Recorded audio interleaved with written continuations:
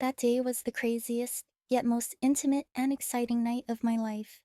It started like any other family gathering, the kind we've all been to dozens of times before.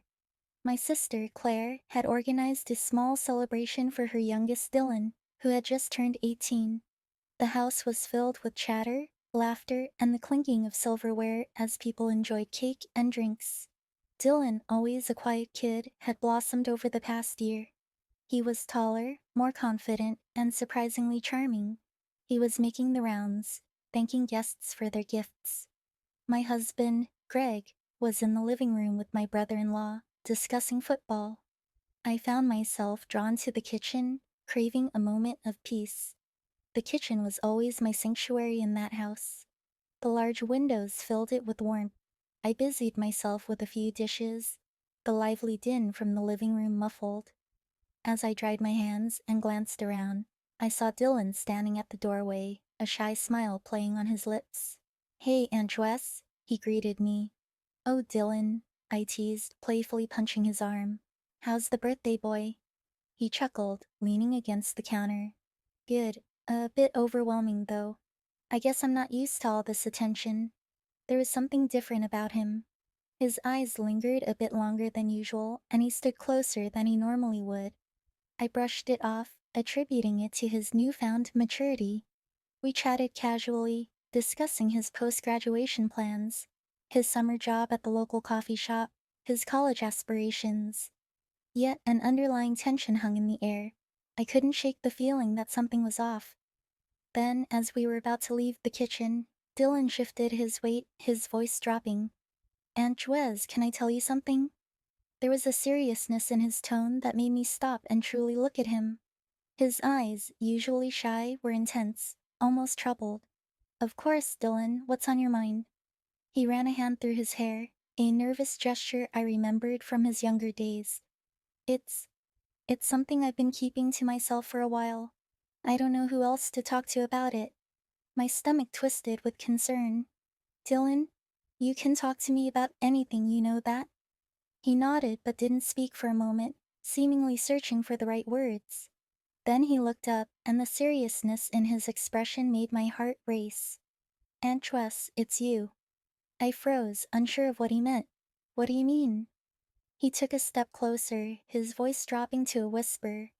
I've been in love with you for a while now. I didn't know how to tell you, but I couldn't keep it to myself anymore." The ground seemed to shift beneath me.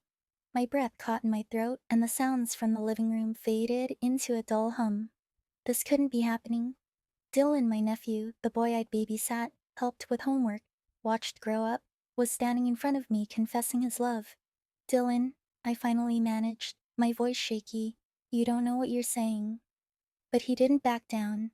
His eyes held mine, filled with a sincerity that both terrified and confused me. "I know exactly what I'm saying, Aunt Jewess. I've been thinking about this for a long time. I didn't want to make things awkward, but I couldn't stay quiet anymore. I felt this way for a while." My mind raced as I tried to process his words. This wasn't real. This couldn't be real. I shook my head, stepping back. "Dylan, this isn't right. You're confused. I'm your aunt, for God's sake." "I know how it sounds," he said, his voice soft but insistent. "But I'm not a kid anymore. I'm 18, and I know what I want." The look in his eyes, the way he spoke, unnerved me.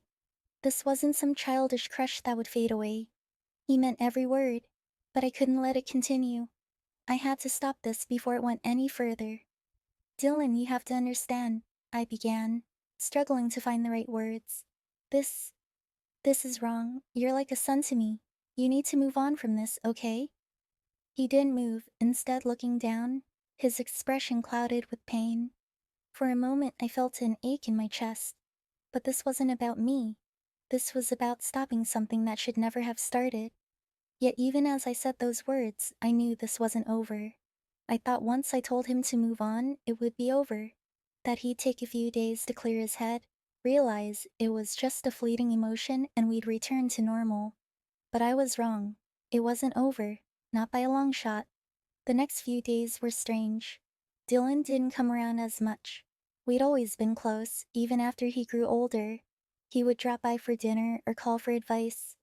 But after that conversation, he disappeared, and his absence left an odd emptiness behind. Still, I thought it was for the best. Maybe he was embarrassed. Maybe he needed space to come to terms with what had happened. I figured time would help him sort out his feelings. But then one evening, my phone buzzed. It was a text from Dylan. "Can we talk, please?" I stared at the screen, my heart thudding in my chest. Part of me wanted to ignore it, to pretend nothing had happened. But another part felt an obligation as his aunt to help him through this, to set things right. After all, family didn't turn their backs on each other in tough times. Against my better judgment, I replied, "Okay, come over tomorrow, 7 p.m." The next day passed in a blur of nervousness. I couldn't concentrate at work. When I got home, I found myself anxiously pacing the house, wondering what I'd say when he arrived. Greg, oblivious to the storm brewing within me, had gone to a friend's house to watch a game, leaving me alone with my thoughts. And soon, at exactly 7 p.m., the doorbell rang. My pulse quickened as I walked to the door, forcing myself to stay calm. This was just a conversation, I reminded myself. Just a chance to clear the air and help Dylan move past whatever this was. But when I opened the door and saw him standing there, something felt different. He wasn't the awkward, unsure boy I'd spoken to in the kitchen. His posture was confident, his gaze steady, and there was an intensity in his eyes that sent a shiver down my spine.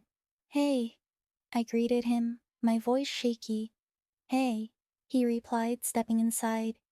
His expression was unreadable, but a tension hung thick in the air between us. I led him to the living room, where we both sat down, a coffee table between us. The silence was suffocating. Then Dylan broke it. "Aunt Jess, I've been thinking about what you said," he began, his voice soft but sure. "I've tried to forget what I feel, like you told me to, but I can't." I opened my mouth to interrupt, to tell him this was crazy, but he raised his hand gently, cutting me off. "Please, just listen." Reluctantly, I nodded, though every fiber of my being screamed for me to put an end to this conversation. "I know this is wrong," he continued. "I know you think I'm confused, that this is just a phase. But it's not. I've been in love with you for a long time. This isn't something that just popped up yesterday. I've thought about it, fought against it, tried to move on, but I can't." His words stunned me. Dylan had always been mature for his age, but this was different. There was a gravity to his tone, a certainty that unsettled me. "This isn't just about what you want," I said, my voice firmer. "There's more at stake here. I'm your aunt. We're family. This, this can't happen." "I know it's complicated," he replied, his voice steady. "But you can't tell me you don't feel something too." My breath caught in my throat. For a moment, I was paralyzed, unsure of how to respond. And that pause, that tiny hesitation, was enough for Dylan to see through me. "I know you do," he said softly, his eyes searching mine. "I saw it in the kitchen. You hesitated then, just like you're hesitating now." I stood up quickly, needing to put space between us. "Dylan, this is insane." But instead of backing down, he stood up too, closing the distance between us with slow, deliberate steps. "Aunt Jess, I don't want to hurt you or make things awkward, but I can't keep pretending like I don't feel what I feel. And I know you feel it too, even if you don't want to admit it." My hands trembled as I backed away, the living room suddenly feeling much smaller. "Dylan, stop this. This isn't going to happen." He reached out, his fingers lightly brushing against my arm, and I froze. There was a softness in his touch, a vulnerability that made it impossible for me to move. "I'm not asking for anything from you," he whispered. "I just need you to know. I needed you to understand." For a long, agonizing moment, we stood there, neither of us moving, the silence between us thick with unspoken words. And then, just when I thought the tension would snap, Dylan stepped back. "I'm sorry," he said, his voice barely above a whisper. "I didn't mean to make you uncomfortable. I couldn't keep it inside anymore." At that moment, I didn't know what was going through my body. It was in a split second that I let my guards down and I kissed him.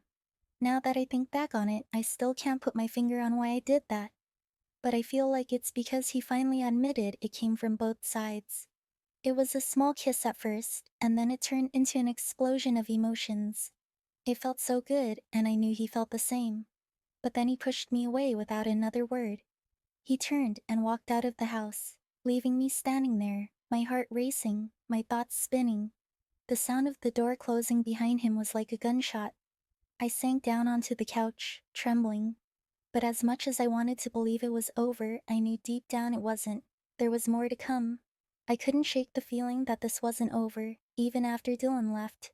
The weight of his words lingered in the air, thick and heavy. I sat on the couch for what felt like hours, replaying the conversation over and over again in my mind, hoping that if I thought about it enough, I'd make sense of it. But no matter how hard I tried, I couldn't untangle the mess of emotions that had woven themselves into every corner of my mind. For the next few days, everything felt off. Every time my phone buzzed, my stomach dropped, expecting another message from Dylan.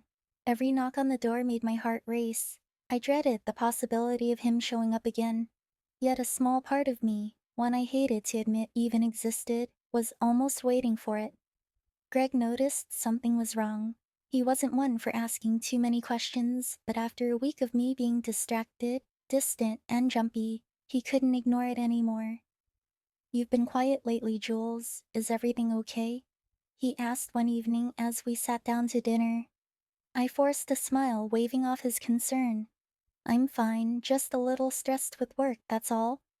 He studied me for a moment, his brow furrowing slightly, but he didn't push the issue. I felt a pang of guilt in my chest.